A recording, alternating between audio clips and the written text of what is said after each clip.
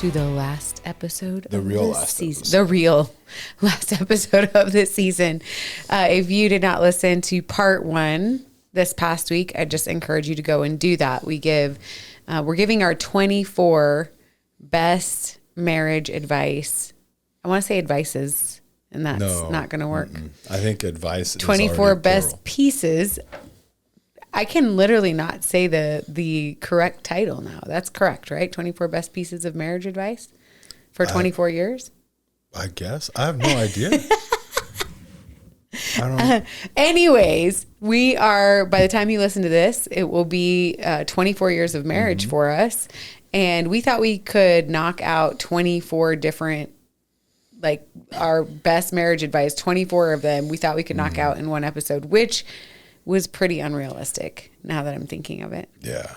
We have a tendency to kind of go on little tangents along the way. So we made it through 12 and we are going to go 13 through 24 today. And we're going to make it happen. So we're going to start off pretty quick. And Brad is going to be the one that starts. He's over there just grooming his beard or something. I've been busy. I don't know what the beard's looking like right now. If you guys are not watching on YouTube, you're missing out. I keep telling you. I don't know. Am I? So Yes, you want me you're to start starting off. immediately? Yes, you are. You are. Boom. We are a go. Okay. So for 13, we have stay curious. This is, I think, potentially my favorite one. Other Really? than obviously like the The faith. sex one? Okay. Oh, faith one. Yes. The sex Yep. one. Yes. The faith one. No, because I think this is really overlooked in marriages. I just think that this is something that people go into a marriage, they're there for a little while, and I think the common messaging for marriages is that marriages get boring. It is. Yeah. And so it's just like, okay, like, I guess you just have to settle for this person, and what else do you have to get to know about them? And it's this aspect of staying curious, I think, breathes life over your marriage. Yeah. I think that people misunderstand the like in a marriage, there are times where I could say like, it's kind of been a boring week. Yeah. Or it's kind of been a boring, but they're misinterpreting boring for, it's not a boring marriage. It's just the mundane sometimes gets boring. I think the longer that you get married, you can appreciate the boring weeks more. Yeah. We've had I knew, exactly. We've had something, I think, every night this week. I don't think Right? Monday night. Maybe. I don't know. I feel like we did. Listen, for those of you who followed us for a while. I'm an introvert. I've had fun every night this week. Yes. I've had fun. Yes. Like, no doubt. Like, good friends, like fun, like laughing, like I've had fun. But I get tired. And then he starts to get like this grumpy, like, I haven't been home all week. yeah. Arr. Yeah. Yeah. So, And then my peacemaker self was like, I'm sorry, even though it wasn't even really me scheduling it this week. it was no one's fault. It was just that was how the week was. But there are some weeks where it's like nothing. And you're right. I think the more you grow in your marriage and the more mature you become with each other, the more you take those small things and you're like, man, this is awesome. This is nice. Yeah. We have a boring week this week. Yes. Yeah, exactly.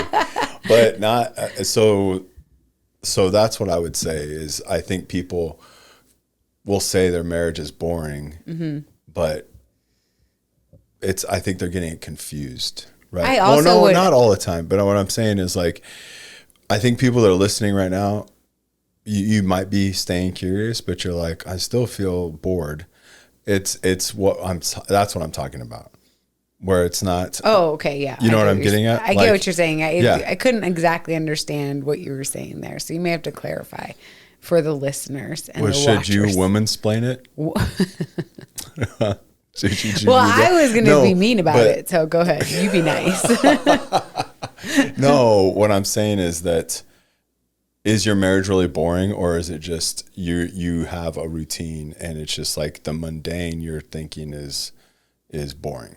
Yeah, I was going to say, so that's so much more savagely than you just did. I mean, I was just going to say, is your marriage boring or are you boring? I should have just let you. That's not horribly savage. No, well, for me it is. Because I think what happens is someone decides like, oh, my marriage is boring. And I would just challenge someone to say like, no, you're not doing the work. Like you are not doing the thing. If you think your marriage is boring, then you're not staying curious. Yeah. You're not getting to know your spouse. You've made a ton of assumptions. You've decided that your marriage is boring and you are content with staying there. That's how I feel about that. Yeah. It's like you get to know your spouse for real. Like go do some things that you don't necessarily want to do. Yeah. Right? Like if you're a wife listening to this, so much of connection is done side by side in a marriage with a spouse, with your man. And so many women will not go and do things that they're just like, well, I'm gonna have no interest in that. And it's like, well, go and do something with him. Like go and then find connection, and vice versa. When your husband goes shopping with you and he doesn't want to, that's also like a point of connection. But it's like, stay curious, ask questions. If your marriage is boring, maybe you're the boring one. There you have it. I mean, I think that's true. Okay. I agree with you. Perfect, Brad. Are we fighting right now? Nope. You're missing out if you didn't listen to last week. Number 14, grieve and heal together. Yeah. This is my favorite response that you have. I'll say like the most serious things and you're just like, yes. And then you just nod. And then I'm just like, what else we got here, Brad? So I feel that you need to embrace the marinating of a statement. Okay. The marinating. Okay. All I can think of when you say marinating is the meat. You just said grieve and heal together. And then you just like let it like sit. Like that's a heavy number. Is. I don't even know. That's a heavy number. I'm trying to like do a quick scan on the other numbers. That's probably the heaviest one. That's a pretty heavy number, and yeah, it's super hard. I think that it's easier. No, not easier. I think it's simpler to try to do that on your own. Yeah. Not easier. Right. Yeah. So I you know what I mean? Because it requires such vulnerability to grieve and heal together. Yep. And I think that is a different level of intimacy that most of us are not comfortable with. Yeah. And this could go, I was just going to negate the whole, like if someone passes away, kind of grieving, because that's what I think of when I think of grieving immediately. But this can still go along with that, because maybe your spouse is, just holds on to emotions and doesn't share, so it can go on that. That's what I think of when I hear grieving. But of course, like with our whole story and the ministry we have, I think. Yeah, because that's funny that's your first thought, because that's like the last thing I was thinking of in grief, I think, because of our story. Yeah. And so you're, grief of betrayal and all those things, and then to heal together, it requires emotional vulnerability. It does. I think I just shared something with you this week, and that was, to me, that was a very emotionally vulnerable. There you go. I know. Emotionally vulnerable place for me. Yeah. Because, and this is like I've been sitting with this. So Wednesday, at youth church, they had this huge thing for the seniors, and the speaker was up there. He's a friend of ours, and he's speaking, and he's talking to the senior. I mean, he's talking to everybody, but he's talking to the seniors mainly. But he asked them, he's going through all this, and he asked them, what are you afraid of?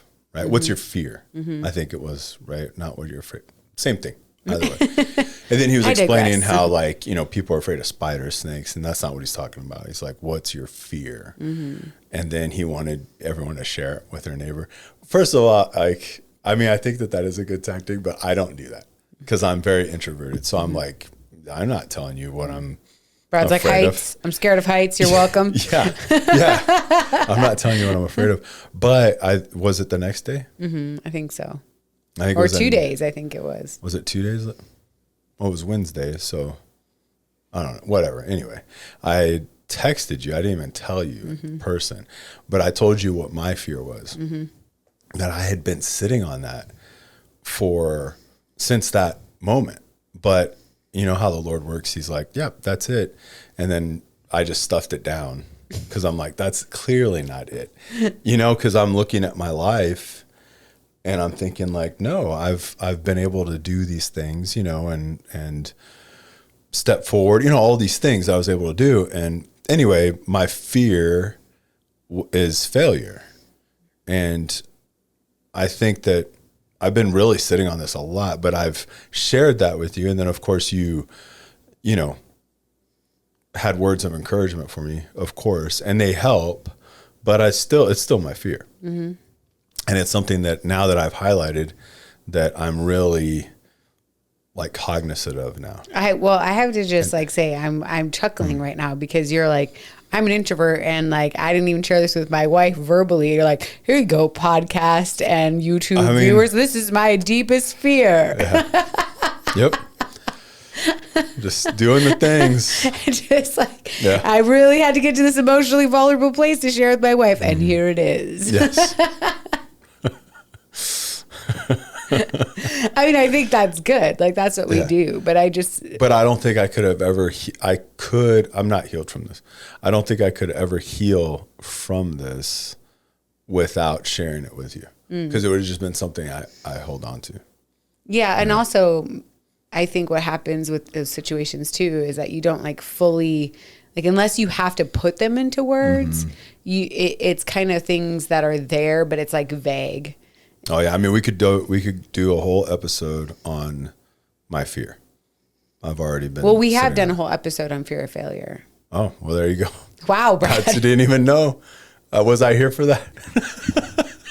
Oh my God! You remember we talked about this being a common factor that we've seen in people that have actually had affairs is that fear of failure. Interesting. You don't recall I agree. Okay, thank you. I'm glad because you did participate in that entire episode, and it was not that long ago, actually. Wasn't? No. I'm an old man. But grieving and healing together is super. I mean, it takes your marriage to a whole nother level. Yeah, we've gone through a season of this just even recently. And I think it's interesting because you and I grieve and heal very differently. And I think in most relationships, that's the case. And I think that's what makes this so vulnerable because in a way, I think if someone doesn't heal and grieve the way we do, we don't perceive them as fully grieving or fully healing. Yeah. And I think that's where there gets to be a lot of misconceptions, a lot of things that just cause you to feel that, you don't understand me. You don't meet me in this place. And that is where I think you have to be really, really careful because grieving and healing together also means that you recognize how that pace is different and you can meet each other in where you're at with that. And that's what matters is that you guys come together and allow that to be a place where you can grieve the way you grieve and heal the way that you heal. Yeah.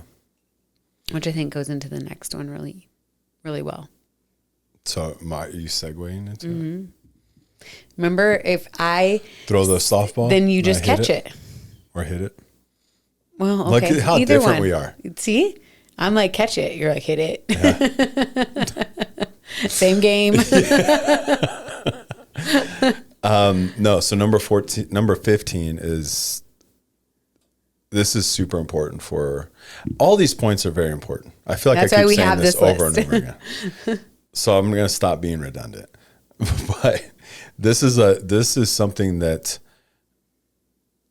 especially if there's some kind of betrayal, it doesn't even have to be like this on the verge of divorce and this, huge thing. It's just like some kind of betrayal.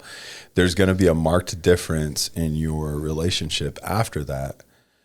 And this is why. And it's, you have to be your spouse's safe place. Yeah. Marinating. You're not supposed to say it. Just like you're not supposed to say. Then they're not supposed to say it? The kid, no. Huh?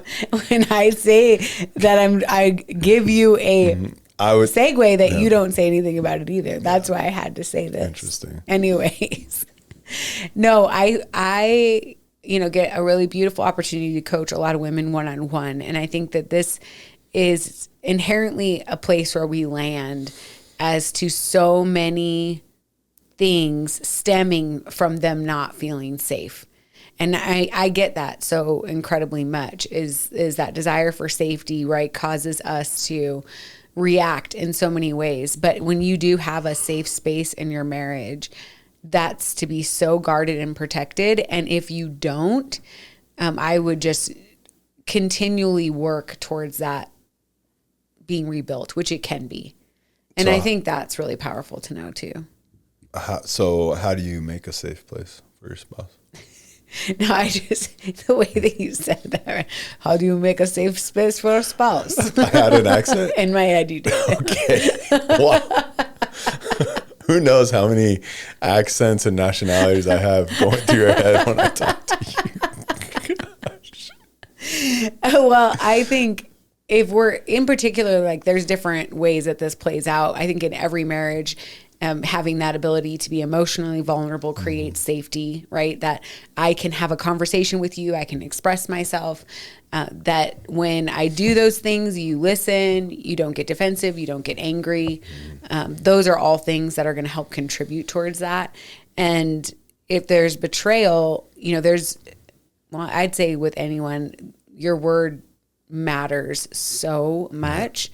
I mean, we've had these discussions before that if you are particularly walking out, rebuilding trust, if you say you're going to take the trash out and you don't take the trash out, do not be surprised if the person who's been betrayed decides that you don't love them anymore and are probably cheating on them. Because it's just like that element of like your word matters so much. It's like, well, you said this thing and you didn't do it. And it just plummets like in your brain. And so it's so important to just like what you say is what you do. And I think that's a huge part of rebuilding safety. But then also just meeting somebody in the grieving and in the healing, all of those things contribute in my opinion. Do you have anything to add to that? I just think that's crazy. The trash can analogy. I understand it. I just think it's crazy. But if I'm just chuckling because the person who's listening to this going like, did Brad just call me crazy? Well, no, I understand. First of all, I'm crazy. Like everyone knows that's been listening to us for any amount of time. But I get it. But it's just a quick escalation from for sure not I didn't do it yet, or when I said I was going to do it, and that goes into just honoring, and then communication. So I'm not making an excuse. It's going to sound like it, but I'm not making an excuse for people not to do things in their marriage. But, yes, I'm going to take the trash out, and then something comes up, immediately, not, 20 minutes later, but something comes up immediately. Then I have, I know I have like, I can't even think right now, ADHD. So in my brain, there'll be things that I'm going to do that. But then I've seen like videos on this and they crack me up because so I'm going to go fix that. So I have to go get a screwdriver. I'll go get the screwdriver. Progressively. Then when I get the screwdriver, there's something else that catches my eye. And so then I start working on that, and then that leads into something else. And then I've totally forgotten about the first reason I even went over there. And so things like that do happen, but also there's communication. So there has to be, even if they're rebuilding trust, there still needs to be this grace, extension, right? So it's like, you need to extend grace. Don't jump immediately to like, well, that's it. He's lying to me or she's lying to me about everything. Instead, hey, you said you were going to take the trash out. Why didn't you take it out? I think what's happening in those moments is inherently just a trigger response. And so it's not that someone is sitting there going like, it's clearly not quote unquote, like rational, flow, like, right. Like, oh, you brought to take the trash out and then boom. But what happens is, in your mind, because you're looking for safety so much that you're looking for signs. And because you feel foolish for missing any signs that you think you should have seen before, right? Your brain is on such high alert that it's like, oh, the lies are here again. And so it's not really like this an intentional thing where I think someone doesn't want to extend grace. And this is a very small example. I'm just saying it's easy to go from like this one little thing where your word didn't match up to boom, I have made worst case scenario. And that is part of communicating afterwards, right? Like that was never my intention, right? Not getting defensive about it because you have to recognize there's a reason why those things happen, right? Your brain is trying to figure out like, am I still safe? Am I fine? And then also, so meeting somebody in there and then also extending grace when you realize like, okay, it is just the trash. And this is also where the guardrails come in that we talk about all the time. And so many times we get pushed back on guardrails, and I don't fully understand it other than a pride issue, right? Not necessarily someone trying to keep secrets, but it just becomes this pride issue of like, no, I'm a grown adult. Like I don't need guardrails. Yeah. But every good marriage, faith-based or not, they have guardrails in their marriage. Absolutely. So that creates a safe place. You're right. That does help create safety. Yeah. And I think that's right in the word, like you're guarding something, and that's huge. So the next one, say I'm sorry without defensiveness. Yeah. We just talked a little bit about this. This is so huge. I think for a long time, I don't even know if you necessarily realize this. I think we've talked about it a little bit, but when we were initially married or when we would have any kind of disagreement or I would bring something up to you, you would always say, well, you've done that. Well, you did it. And it would frustrate me so much because I was just like, I'm trying, like, this is really heartfelt. Like this is something that bothers me. And now I feel like I can't even have the conversation. And I didn't know it was something that did, like, first of all, not seeing it that I did that and or not realizing it bothered you. And so then I felt like our whole conversation was just like, it took a lot of courage for me to say something. And then I would just feel like there's no point in me ever bringing anything up. And so I think we had to do a lot of learning in that way. Yeah. No, I mean, coming from me, I always just felt this, unfairness, I guess, when you'd bring that up. And then it could be the same thing.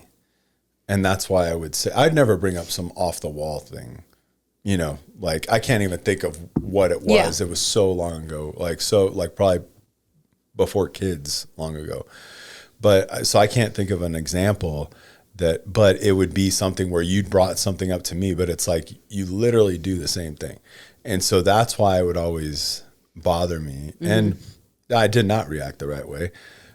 But also I didn't know how to communicate the right way because I do think it's healthy to communicate that. Like, okay, well, I understand that.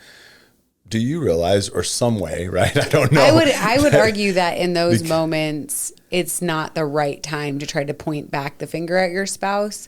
And not that you can't have a conversation, but in that moment, it's like, I see what you're saying. I'm going to work on this. It approaches the conversation and opens up someone to also being able to hear the perspective and feel heard as well. So I would push back on it to say that your timing really matters here. If it is something that bothers you, like that's the other part of it, right? Like if I'm bringing up something to you, it's something that genuinely is like hurting my feelings or worrying me or bothering me. So it's like, if that doesn't bother you, and you see that same characteristic or trait or whatever it is, because I can't think of an exact example either. But then do you need to bring that up? Is that something that needs to be addressed as a whole in the marriage? And if it's not something that needs to be addressed and you don't really care about it, then it's like, okay, am I just bringing this up to be able to point out like, hey, that's a you thing too, Yeah. And so I think it's important to recognize all of that. It is. Yeah. I agree with you, but also I do have like, you have justice. well, yes, but at the same time, so just thinking about how I'm in my head, right? Like how this plays out, because at the same time, it's like the other person can never bring it up. No, Never. I think you can. I don't think so. Because there's not going to be a good time to ever bring that up. Because how are you going to bring it up? Oh, well, remember when you did this? I really, like. So this is So, how I would say it's an appropriate way to bring it up when it happens. Yeah. If it happens and it's bothering you, and like, let's say you've already had the discussion, and then you see your spouse go, "Hey, you're doing this thing. I know that you mentioned it really bothers you when I do that, and I'm working on it, but it also really bothers me when you do it." And I think it's just something we both need to be aware of. To me, boom, that makes it so much better. It's like it's happening in that moment. You're able to see it very clearly right then, right? And I think what breeds this is that one spouse just is like, this is not the hill I want to die on. Like, yes, it bothers me, but I don't really care. Like not in a mean way, but I don't really care that it bothers me. I just kind of like, whatever. Yeah. It's just, we're human. But then when you get attacked, because that's what it feels like, right? When you get attacked, then you're like, are you kidding? I'm now at a raging 9. Yeah. But also, I feel that we're way off what number 16 says, because we're talking about what bothering things. Like, we're never saying I'm sorry. Saying I'm sorry without defensiveness. So I think to me, I was just bringing up the fact that defensiveness I saw a lot of times when we did have, especially in the beginning of our marriage, have those conversations. And whether it's sorry or not that you're saying, I think defensiveness, no matter what, it sabotages your goals, right? Yeah. Like ultimately you want to, hopefully you want to reach some kind of, okay, what's the word I'm looking for? I don't know. Resolution. Thank you. Okay. That's the word. I'm so happy. You're wanting to work towards resolution, hopefully, right? And so if either one of you is defensive every single time, something is brought up, then it's not working towards resolution. Yeah. I would just add, apologize quickly. Yes. Don't let it linger, and then for the other spouse, if that person does let it linger and they say, I'm sorry, don't say, do you really mean it? Or for what? No. Yeah, well, that too. Because I know, like, oh no, I feel like you're going to confess something right now. No. I just remember, like, growing up, if I didn't say sorry fast enough, then it wasn't. You got in trouble. It was almost like there was a sweet spot of I'm sorry. So if I said it too quick, it was like, no. I probably came off defensive, actually. Like my tone. I don't know what my tone was. Yeah. Right? I was sorry. a kid. Yeah. Right. But then if I waited too long, then it was like, you're not even sorry about this. Yeah. So it's true. That still applies to marriage. Yeah. There is a sweet spot, but at the same time, don't, as a spouse, immediately like fire back. Like, no, you're not really sorry. That's a good point. I think it's, tone is a big deal. Yeah. Sure. And if you say sorry, then do mean it. Yeah. Like that's the other part of it, right? Like don't be condescending and like, sorry. Yeah, sorry. I guess I just said I'm the sorry person, and it's like, okay, well that's not going to help you either move towards resolution at all. Yeah. You're next. Oh. Yep. I almost read this wrong. Stay rooted in the word. What did you read? I thought it said world, and I was like, this is our list. Why we got this going on? I don't understand why you put that. I'm disagreeing with you. We're disagreeing. Yeah. Stay rooted in the word. Yeah. And that's self-explanatory, really. Like, you need to be in the Bible. Mm-hmm. It doesn't matter if you're married or not. Like, that should be your priority, is to be rooted and grounded in the word.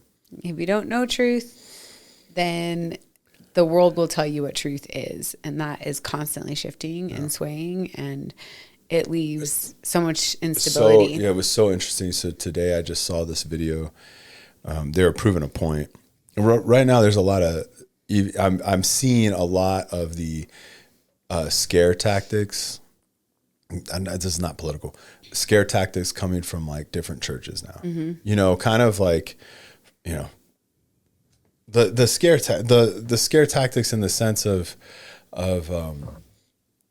you know, we're in the last days, like everything is going, you know, the world's upside down, like this political figure might be the Antichrist, you know, like all these crazy things coming out. I'm not saying we're not, you know, in these days of, you know, whatever, right? I'm not saying that, but there's a lot of scare tactics going on. And one, if you're not rooted in the word, then if you're rooted in the word, yes, Jesus gives us signs for things to happen, but he's not saying to like I'm not looking towards, oh, there's a flag now. No, I'm living my life like he told me to live. Yeah. And he says these are the beginning. And I'm spreading his word. And, you know, that's our job, right? Yeah. My job isn't to look at the Euphrates River. Is it going down or what's happening? Like because that's a real thing, right? Like that people are freaking out about. But this video I saw today, I think it was from a church. They had all these different people talking about how scary the world is right now and how it's burning and all, you know, all these things, right?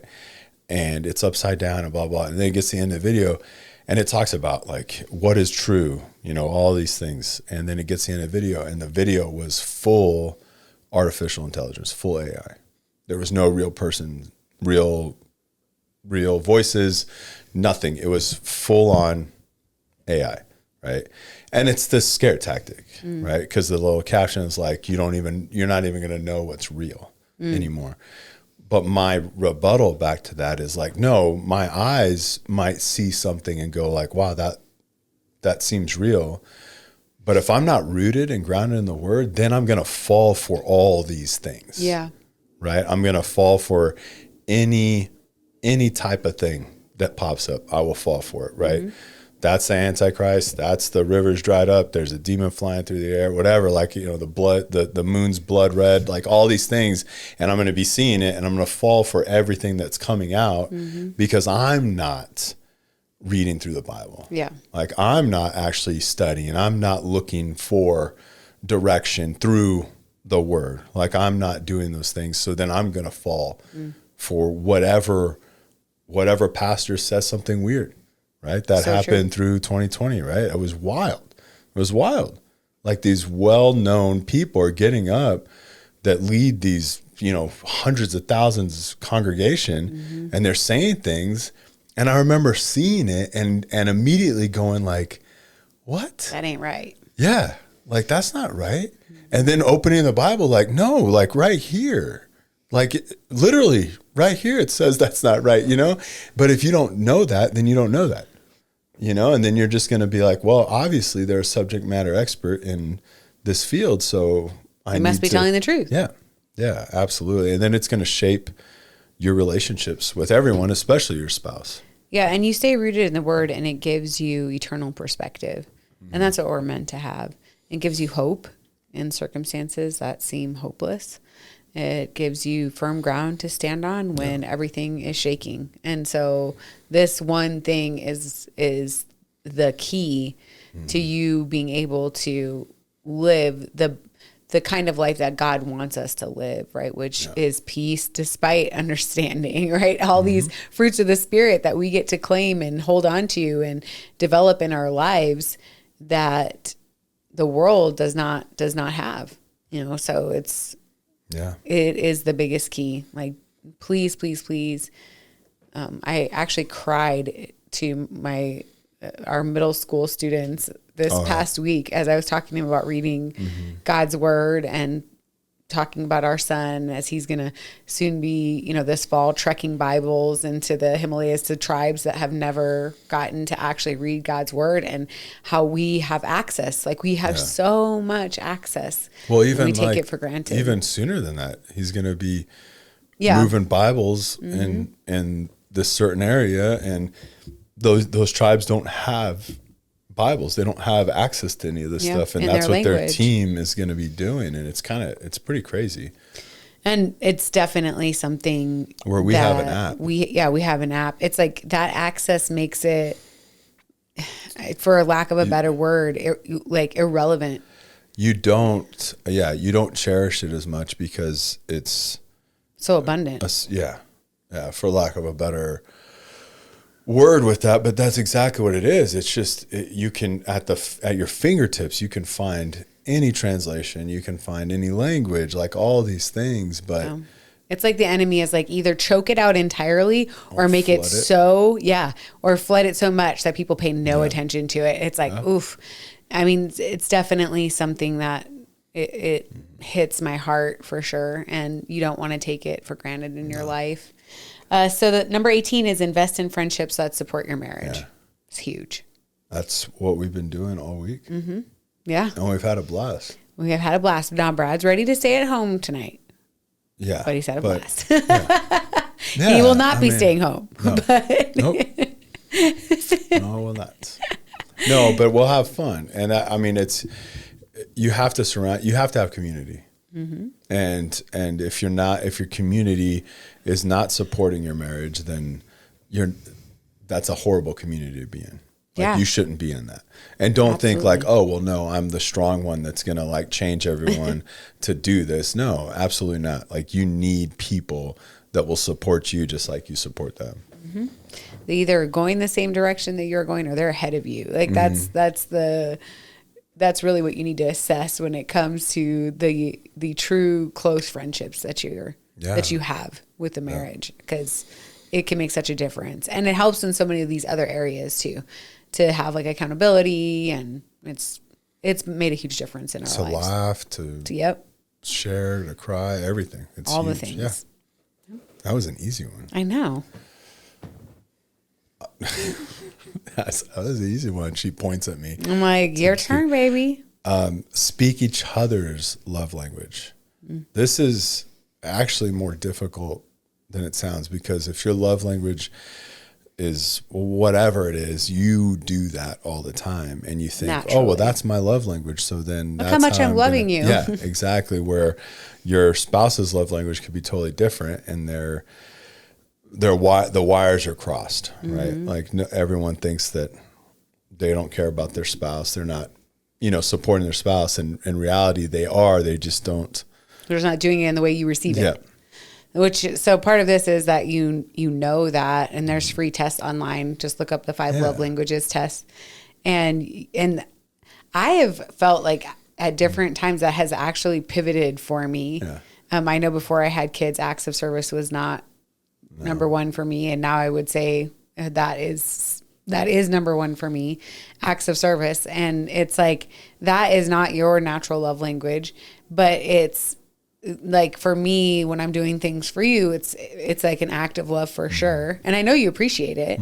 Right. But definitely when you're doing the things that I know, like this takes extra effort, the other day when you're hanging sound panels and you've been at work, and like, that's love to me. Like, okay, I know this isn't exactly like a good time for Brad, but he's making it happen, and he did it well. Like, those things are like, okay, like, yes, I'm making this happen. That matters. I don't even know my love language. I need to take it. I think your quality time. I think you have 3 words of affirmation, quality time, and physical touch. I think are your. Okay. That's what my opinion is. It's not gifts. Yep, I choked that one out. They can dry up and act a love language that you might have. They can dry it up. We had a whole discussion on this in another episode, because I'm like sitting here thinking, and I'm like, I wonder if I choked this love language out of my husband, because I'm like, gifts, no. Yeah. we can't do that right now. And he's like, I guess this is irrelevant. Yeah. No more gifts. I need to change my love. Change the way I receive love.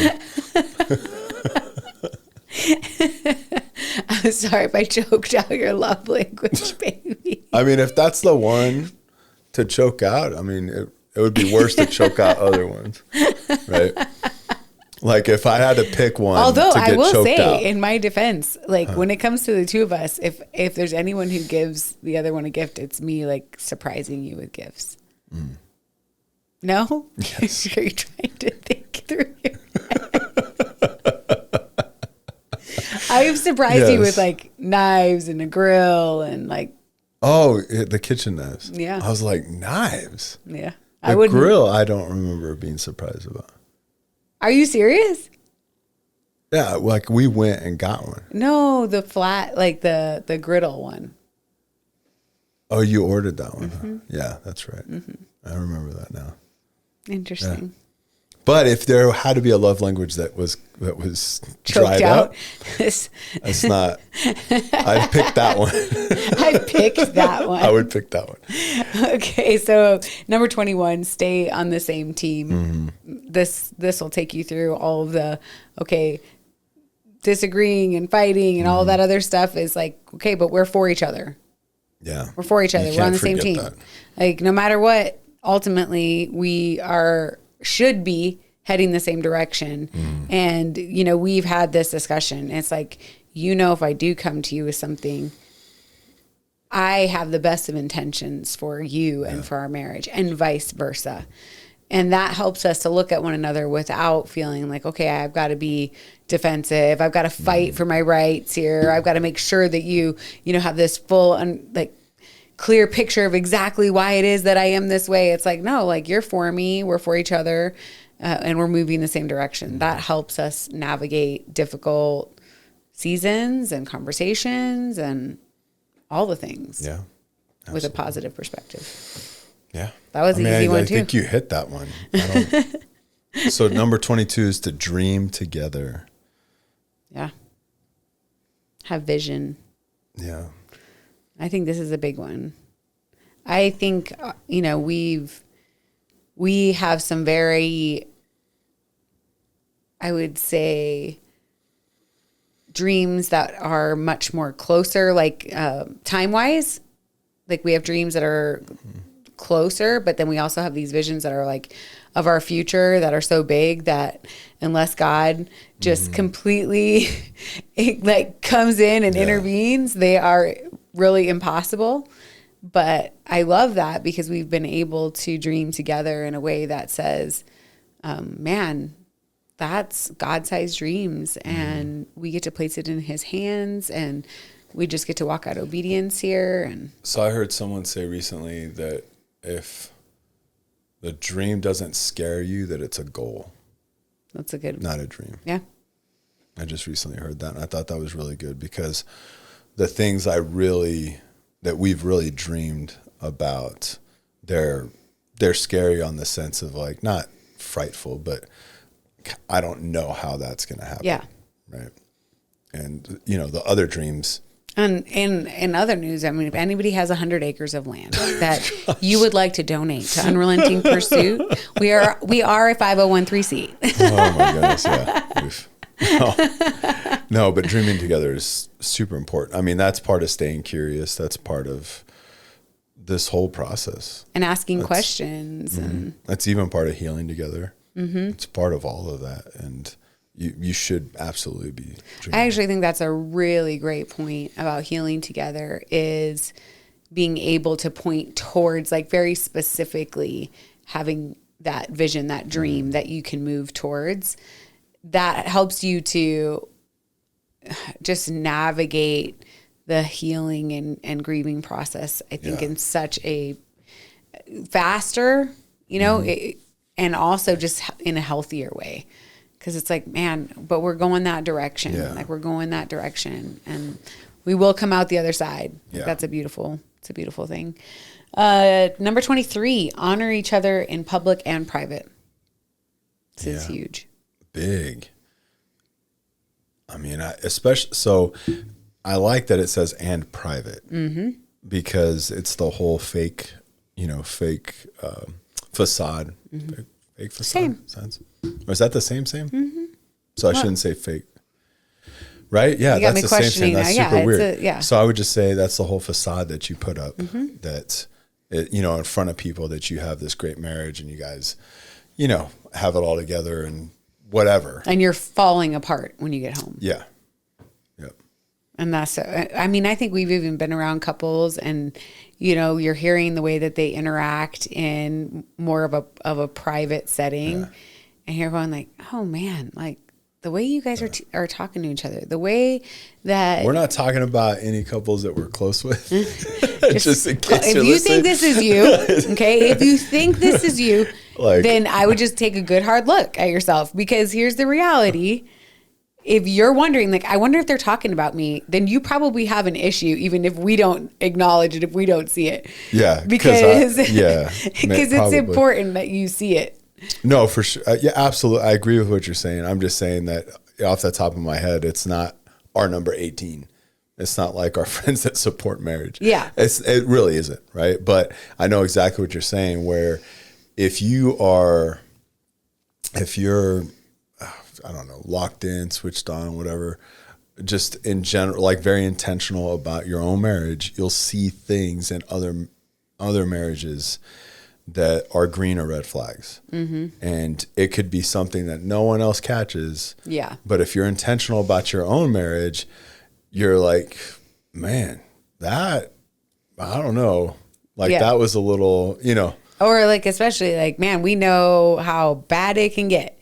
Right. Mm-hmm. So for us, it's like, you're looking around like, oof, you are heading in a road down a road you don't want to go. Yeah. Right. Like that's the reality, because the direction you're going right now is leading places that only have hurt and heartache and everything else there. So, and we really have been so intentional about this. I was actually just telling a friend the other day that, you know, like, so one of our goals when it comes to our kids is, we tease each other, but we don't tease each other, I think, the way that we used to, which I have talked about on here before.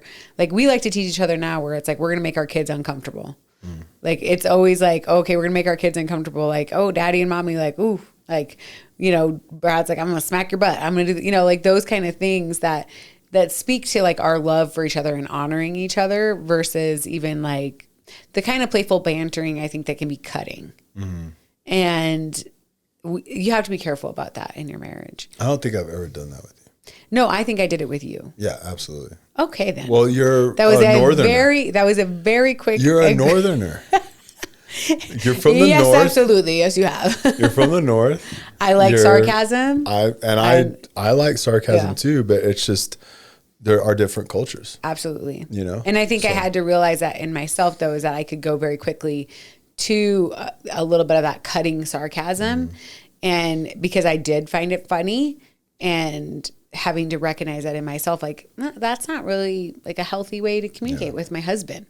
Like, I want my husband to always feel honored by me, whether it's in public or in private. It's a big deal to me to have that. It really is. You should, I mean, now that you see this, look around when you're out and about at marriages, or when you go somewhere to functions or parties or whatever, look at that, and you can see which marriages they honor each other, and you'll see other marriages that don't. You'll see it. Yeah. And it's pretty evident once you start really. Yeah, and assess your own marriage, right? Absolutely. If this is something that you need to realize, like, okay, when, you know, you're out with the guys or you're out with the girls, and the main topic of the conversation is like, you know, what a weight that your wife is, or how annoying your husband is, then that is the old lady at home. I don't know. I don't say those things. I don't know. I'm just saying, you know what I mean? The old lady at home. No, I just think it's the recognition that what you're speaking in those places is being played out in your home. Because you're allowing that. You're speaking into that. It's like you're walking around with a narrative that says these things about your spouse, and there's no doubt that they pick up on that in various ways, and it plays out in your home. If you're doing that in a public environment, for sure, it's worse in private. Yeah, absolutely. Okay, last one. Never stop pursuing Jesus. Never stop pursuing Jesus. It's our last episode of the season. So I would say never stop pursuing Jesus, never stop pursuing each other. Yeah. Those two things. And we've gotten to see so many miracles when two people decide to go after Jesus and to do the work. Mm-hmm. And I think that last one encompasses both of those things. If you're doing that, you're staying rooted in the word if you're doing that. But if you're doing that, all these other, this whole list, that's how you do it. Absolutely. That, like, if you're like, I don't know how I would even, forgive quickly and fully. I don't know how I would guard my marriage or, speak life, all those things. Like, if you look at our whole list, really never stop pursuing Jesus and stay rooted in the word, and you're going to go that way. Mm-hmm. Yeah, it definitely is a reflection of where you're looking, and what you're doing. And I think, it's summertime, schedules change right now. Things are, it's an opportunity for you to, if you're not doing some of these things, to adjust and to make intentional time to do these things. Yeah, whatever you saturate your life with or consume is what's going to be played out. Yeah. And so if you're not doing, all 24 of these, but if you're not pursuing Jesus constantly, if you're not in your word constantly, like that, you're not saturating your life in that sense, then there's, 1 through 22 is going to be rough. Like, it's going to be hard to do any of those. Yeah, that's what I was going to say. If you're sitting there going, okay, there's, Brad and Lisa gave these 24 things that they've learned in 24 years of marriage, and I'm missing 24 things out of that list. Yeah. And you're wanting to take one to start, which is what you should do, by the way. If you're feeling like I'm missing all of these things, start with this last one. Yeah. Start there. And I would say that would be our challenge for this summer. Mm-hmm. And that if that's something that you do, we'd love to hear from you. We'd love to hear about your journey and that opportunity to see what God is doing in your life. So we'll see you next season.